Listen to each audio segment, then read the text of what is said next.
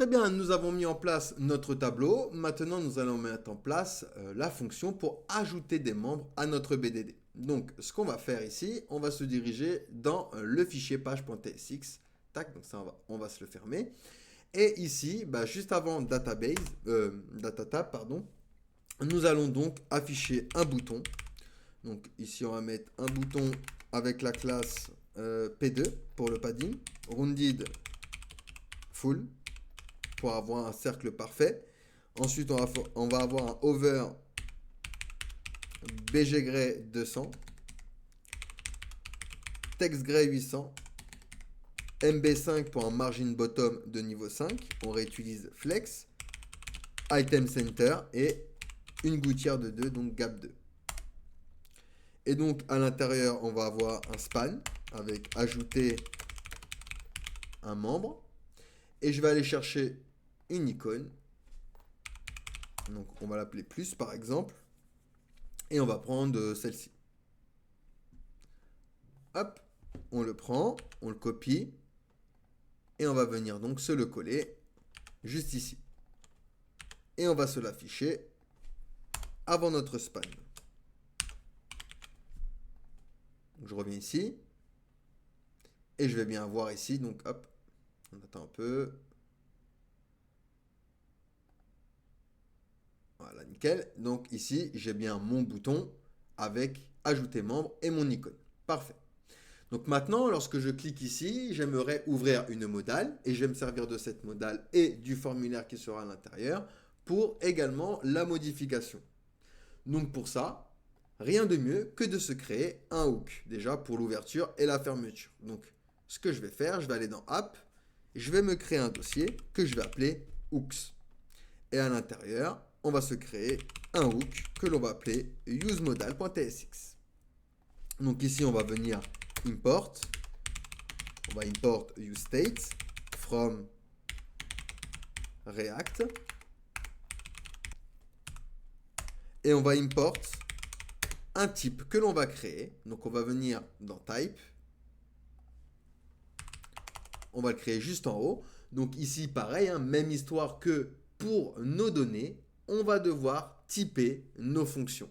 Donc ici, je vais faire un export type. On va l'appeler modal type. Alors hop, type. Donc ici, on aura open modal qui sera un boolean, donc true false pour pouvoir ouvrir et fermer la modale. On aura une fonction que l'on va appeler onClose. Donc une fonction qui va nous renvoyer un void. On aura une fonction pour l'ouvrir, donc onOpen, et on va mettre un point d'interrogation pour lui dire qu'il est facultatif. Ensuite, on aura isUpdate. Alors, ce sera pourquoi? Ce sera pour pouvoir toggle le formulaire, tout simplement, pour pouvoir avoir le formulaire de modification et le formulaire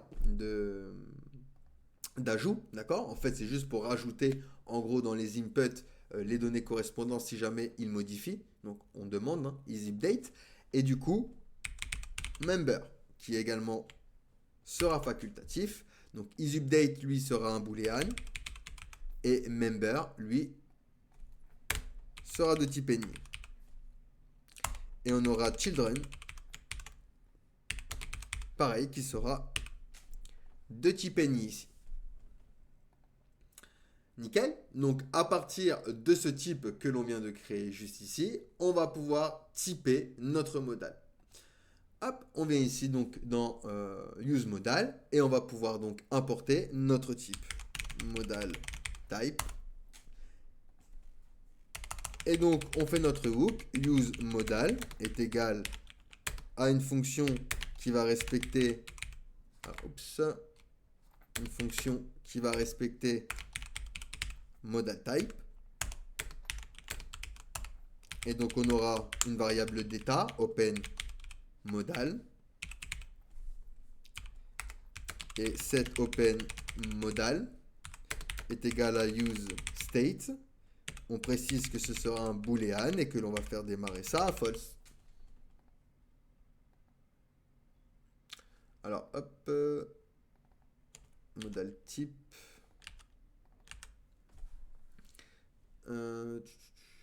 Ok.